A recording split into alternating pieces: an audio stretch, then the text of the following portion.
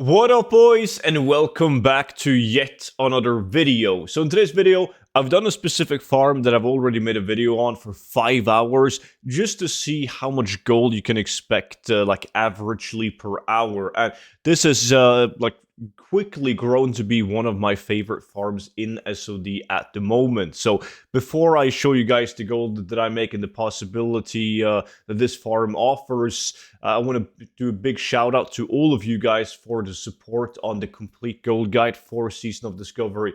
It's been absolutely beautiful. I'm already sitting down and writing the Phase 2 version of the gold guide, which is, by the way, the same guide. So if you want to get it, you can click the link down below in the description. And I already added Phase 2 investments to it. And as soon as we get an announcement date on Phase 2, I will update the same guide and send the updated version straight to your mail. So you don't have to get a second guide. It's just one book with a constant amount of free updates throughout the entirety of the game. So down below, link in the description. So this farm is the Oogie Boogies in Duskwood, located right down in this big crater. It's a really good spot because there's a ton of chest locations that spawns super fast, so you have a lot of chests.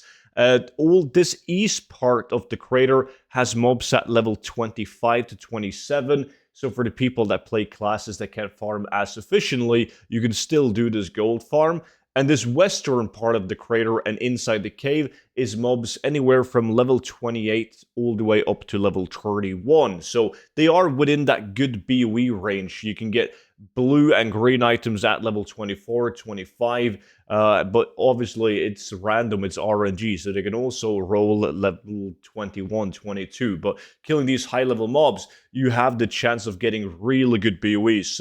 So like 5 minutes after I was done doing my 5 hours for this video, I had the luckiest streak ever. I actually got the Thunder Bro ring, which is like 100 gold market value ring.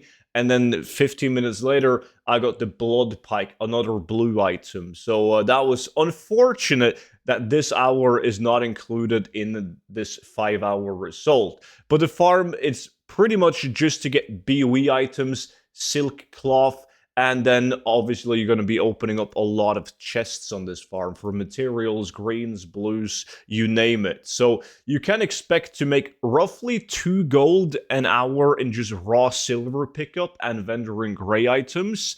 So in 5 hours, that's 10 gold, 2 gold an hour. Now we're going to log over to my bank tune to see how much I've sold, how much I have on the auction house, and figure out like the average gold per hour that I made. But you guys just saw, I just got a 100 gold ring.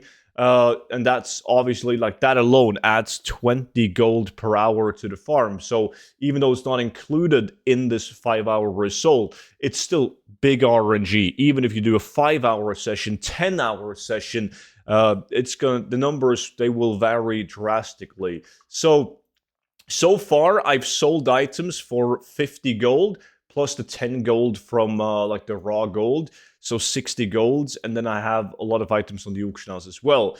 But I sold this axe for 3.5. I got a blue item, the double barrel shotgun, which I sold for 14 gold. I got this dagger that I sold for 4 gold. Wild Steel Bloom, Swift Thistle, all of this comes out of the chests from the farm. Same thing as the gold bars right here. Same thing with the leather, there's nothing to skin. Sold some more blue items for slightly less price. Sold a bunch of silk cloth. Disenchanted some green items because they weren't good enough to throw up on the auction house. Sold the Cloak of the Eagle for 5 gold. I probably sold these too cheaply. Honestly, TSM screwed me over on that one, most likely. 2 gold for these Arcane Raft bracers.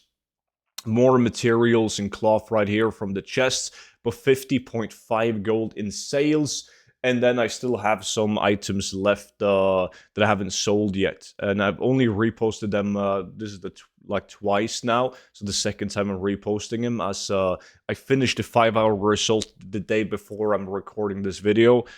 Threw it up on the auction house, woke up this morning, didn't sell everything, put it up on the auction house again. One of the great things about SOD is that stuff sells really fast. So on the auction house, I have an additional 27 gold value on the auction house. You can see I have some really expensive items like these shoulders with strength and stam for 7.5. I got these shoulders with 5 agility, 6 stam up for 8 gold, and then just a couple of like mob specific green items as well. Like these Ugur Mage Staff and the Heavy Ugur War Axe drops from those mobs only. They're not the best, but it's kind of like the Flesh Piercer from the Hillspread Naga farm. They always sell, even though it's just around the gold. So adding that on top of it, and we have a total of like 87 gold made in the 5 hours, which means that I made roughly 17 gold and 50 silver on average every hour.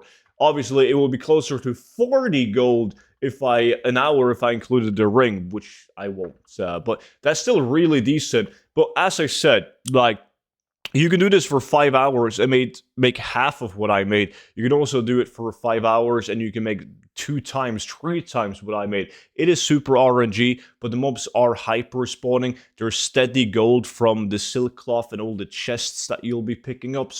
And it's just a fun farm to do, because especially killing the caster mobs, they die in a heartbeat. So super, super fun farm for me to do. I do have a bunch of other gold farms that I'm going to release here on YouTube. So make sure that you are subscribed to the YouTube channel so that you'll get notified whenever I upload them.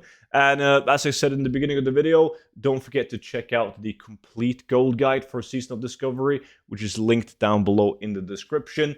Thank you guys so much for watching, and I will see you all back in at tomorrow's video. But until then, bye-bye.